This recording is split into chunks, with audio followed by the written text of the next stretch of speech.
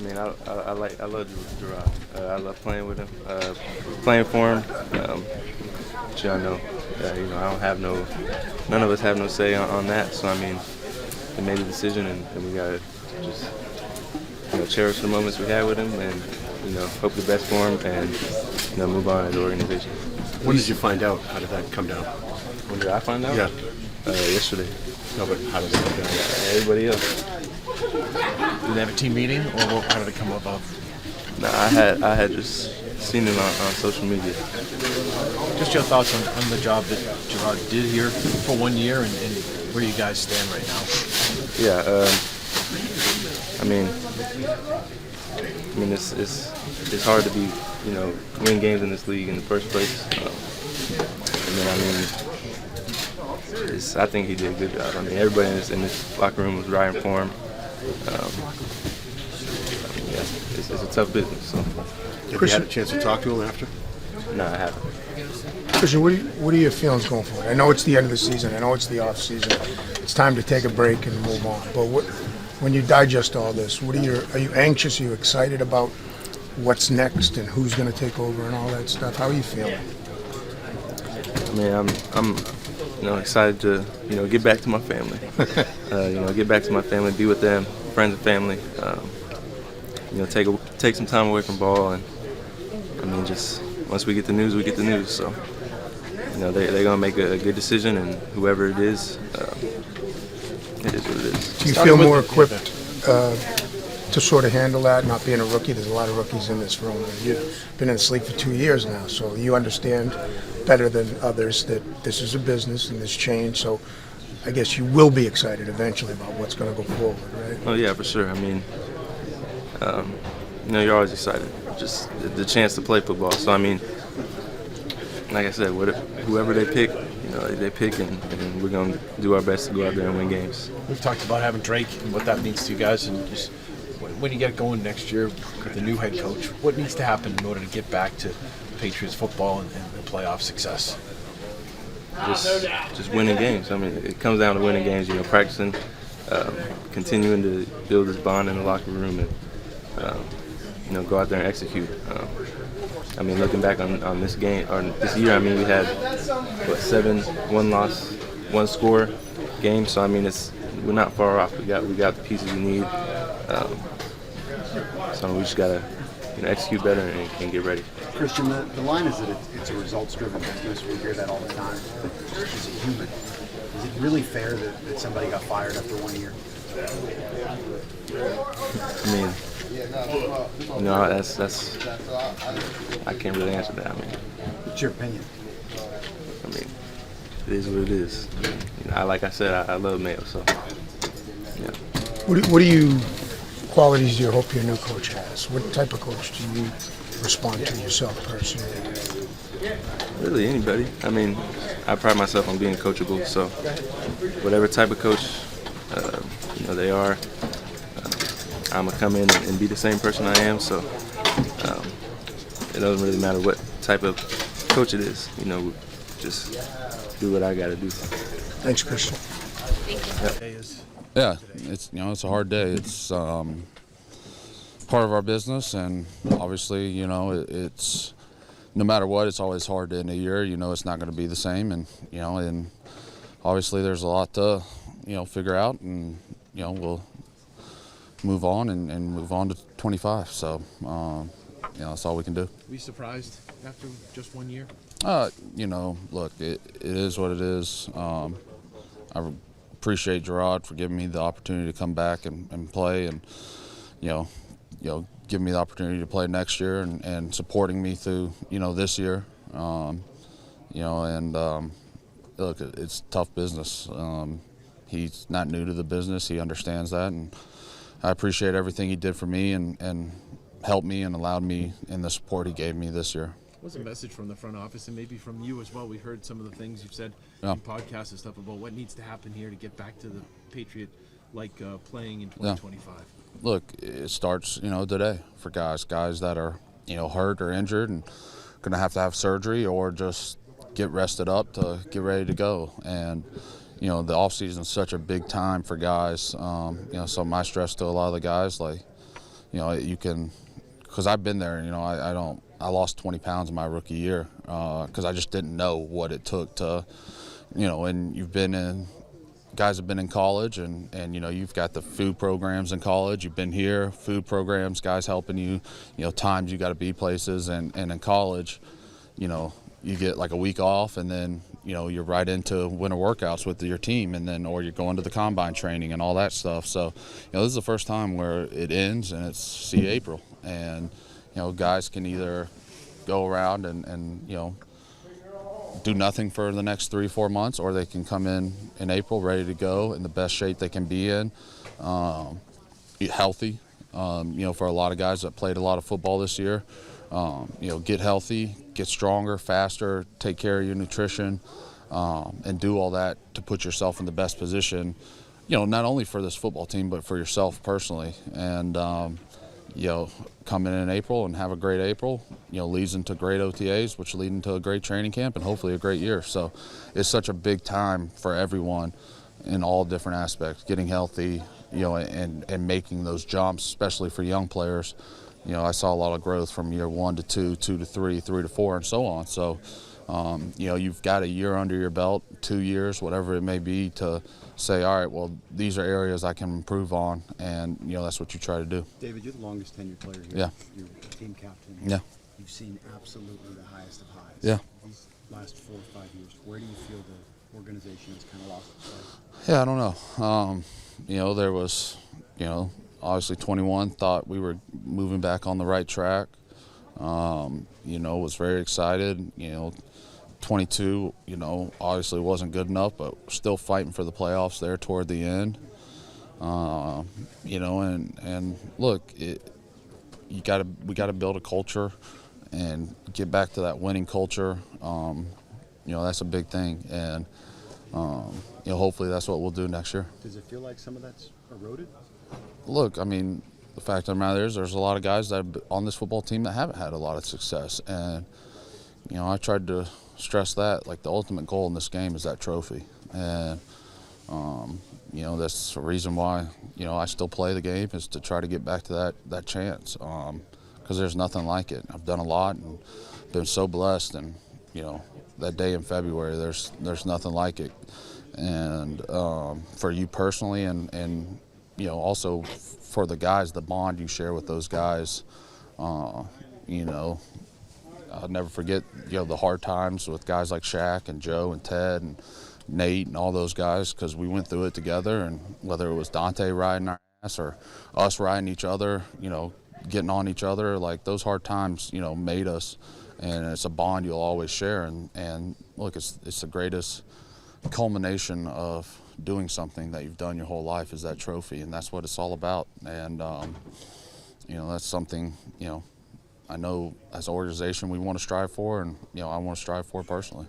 With you personally, what is your outlook for next year and even beyond where you're at? Yeah, taking it day by day. Look, I know it's I did everything I could to try to play, and it didn't go well, and I had to make a tough decision, and knowing that the surgery might not go well and there might be more problems, and thankfully that went well. And look, I know this is a tough business. The organization might come to me and tell me it's time to move on.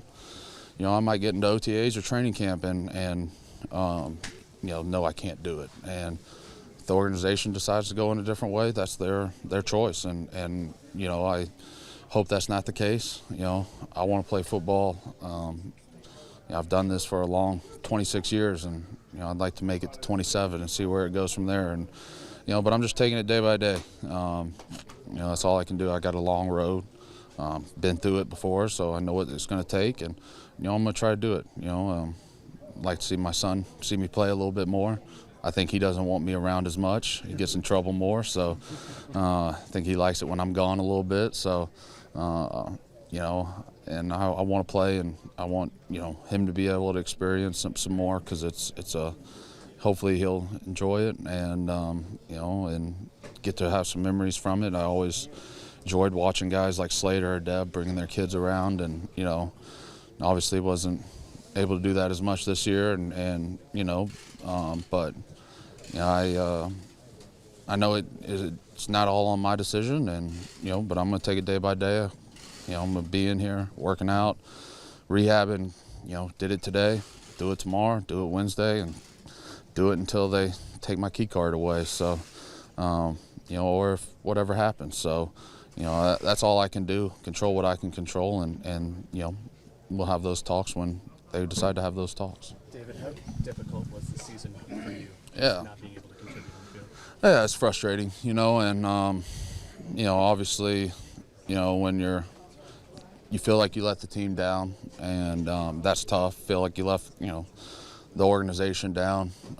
They don't pay me just to work out. They pay me to play football, and I only did that 3 games this year, or 4, I guess, for 6 plays. So that's tough, and I think it's tough, which I try to stress to the young guys. Like, you don't. You hear it. I heard it all my career. Like, you don't know when your last play is going to be, and if my last play is in San Francisco, then that's what it is. But I think, to me, like, stressing that to young guys, like, take advantage of this opportunity. You don't know what's going to happen, and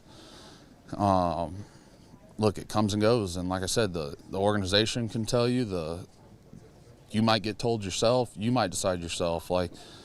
And we're so blessed. We're so to get to do this, to come in. I mean, I'm in work clothes right now, and I'm in sweats and a T-shirt and tennis shoes. So, to do this every day for your life and your career, and to be with guys, and it's special. And that, a lot of people grow up wanting to be certain things, and they don't get to do it. They got to go get a real job. And I grew up wanting to be a football player, and I've done it for 10 years. So.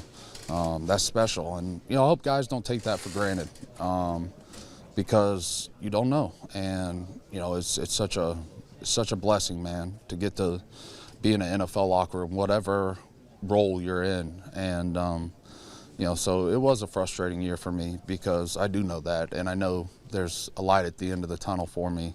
Hopefully I can make that tunnel a little longer, and we'll go from there. Imagine, is there, what's the mood right now with you guys? Is it regret, sadness? No, everybody's upset at his departure. We all respected Gerard Mayo, had it in high regards. He did a lot for us this year. He was a great leader, a fantastic person, and a coach. So we're all sad to see him go. Deatrich, is there a sadness that there hasn't been closure with him on that? I don't know what you mean. Like the idea of seeing him to say. Yeah. Wish we all could have said goodbye. Yeah. Didn't get a chance to really see him. Happened so fast. Will you make plans in your own mind to talk to him or reach out to him at some point? I would like to. If I had the opportunity to, I would. So it was the last time he addressed you guys in the locker room or sports game? Yes. You haven't experienced a lot of turnover in the NFL, but is it normal for that to happen the way he departed, where you don't get a chance to say goodbye? I don't know, because I've only been here. How did you find out? Right after the game.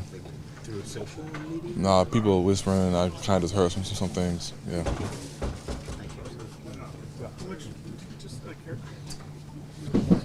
How much, not just you personally, but the group, like the accountability of we failed him, Maybe he failed us, but we failed him too, as players. What do you mean by that? Just in terms of how do you feel about the fact that it was a one and done situation for him and the players, and the responsibility that I'm sure you guys feel like we didn't play well enough? I don't think anybody here feels that way. We all put our best foot out there. We all gave it our all every single time. Everything we want to do, we did it with the mind and goal set to win, and that's kind of our mindset. Deatrich, sorry to jump in late, but just what difficult today is it? Yesterday and today to be here with Gerard? Very difficult. Everybody, as I told the guys before and the ladies, I told them all that it was a sad day. Nobody wanted to see him leave. We didn't know he was fired until right after the game, and then it was very shocking news. What did he mean to you? He meant everything. He was a great leader, a great coach, a great friend. He pretty much was consistent every single day, brought great energy, motivated everybody, inspired everybody in the building to do better. I felt like every time he came into the room, he brought a light and a good energy. So I feel like he held us together throughout the whole season. A lot of little kid in you when you play the game. This will be a third coach in the last 3 years. When you start again, coming up, if you come back, what kind of wake-up call is that, business-wise, about what the NFL is? There's no make-up call. We already know the business is the business. This is how the NFL is. This is the dark side of football. So. Has anyone addressed the team about the decision, whether it be ownership or in the front office? What's your question? Has anyone talked to the players about the decision to move on from John Mayer, whether that be ownership or from the front office? Are you asking me, did they talk to us before it happened or after it happened? After, as in today. So ask it one more time, so now I understand it. Have the players been addressed by the front office or ownership about the decision to move on from John Mayer? Okay, yeah. Yes, there was a meeting today, and front office talked to us. What was the overall message from you? Pretty much we're moving on in 2025. Have you had a chance to talk to Mayo? No, I have not.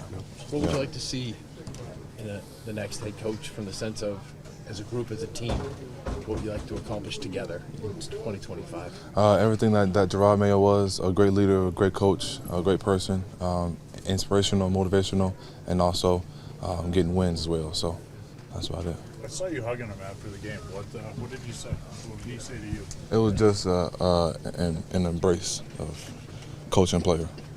What do you think went wrong this season? What do you think went wrong this season? What do you mean? Like, what do you think led to the 4-13 record? They didn't win all games. Well, why do you think that happened? I mean, a lot of things transpired. It's a combination of people being injured, people being hurt, folks being new. A lot of things transpired. It was in a lot of close games, non-close games. 1 or 2 plays could make a difference between where we are now and what we could have been. So, Gerard was a great person, great leader, a guy you can talk to on and off the field. So of course, you're gonna feel for a guy like this. It's tough when something like this happens. But I'm not in control. Nobody in this locker room is in control. It's tough. You mentioned it a bit, but the impact that Gerard had on you guys, he was very clear about, he cared about you as men. Talk about that. Yeah, me and Gerard had a relationship, besides football, just connecting me with, people in his life and, helping me out, so it runs deeper than just going out there and put a helmet on and play football for him. It's a good connection that we have, grown. My wife got to know his wife. My kids got to know his kids, so it's a deeper connection. But like I said, this is the NFL. This is a tough business, and things like this happen. It's crazy, but but it's true. Like the song says. So it's yeah. Do you think it was fair? That's not a question for me to answer. That's a question for the people who make those decisions. Davon, you said the team met with the front office this morning. What was the message in that meeting? Deatrich, the message in the meeting this morning? Yeah, I was handling some stuff with my family. Didn't get a chance to make that meeting, but yeah. What you look like you're kind of in shock a little bit, Davon, from the whole thing. What has this year been like? How difficult has it been? And maybe what do you need to see from everybody in 2025? Everybody